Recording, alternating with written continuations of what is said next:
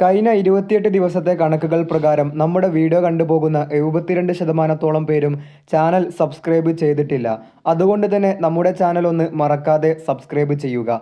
Indian super ലീഗിൽ ഇന്ന് നടന്ന കേരള ബ്ലാസ്റ്റേഴ്സും ചെന്നൈയിൻ എഫ്.സിയും തമ്മിലുള്ള മത്സരം അവസാനിച്ചിരിക്കുന്നു. മത്സരത്തിന്റെ ആദ്യ പകുതിയിൽ സ്വാങ്വൻ നേടിയ ഗോളിന് ചെന്നൈയിൻ എഫ്.സി വിജയം സ്വന്തമാക്കിയിരിക്കുകയാണ്. എതിരില്ലാത്ത ഒരു ഗോളിനാണ് ഇന്ന് ചെന്നൈയിൻ എഫ്.സി ബ്ലാസ്റ്റേഴ്സിനെതിരെ വിജയം സ്വന്തമാക്കിയിരിക്കുന്നത്. ബ്ലാസ്റ്റേഴ്സിനെ സംബന്ധിച്ചിടത്തോളം അവസാന 3 മത്സരങ്ങളിലും പരാജയമായിരുന്നു.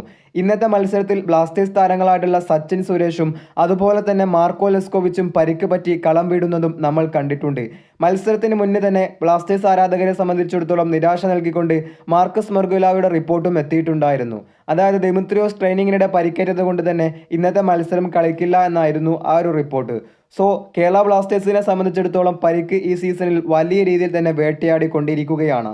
ഏതായാലും ഇത്രയും പറഞ്ഞുകൊണ്ട് വീഡിയോ അവസാനിപ്പിക്കട്ടെ. വീഡിയോ ഇഷ്ടപ്പെട്ടാൽ like, share, subscribe and thank you.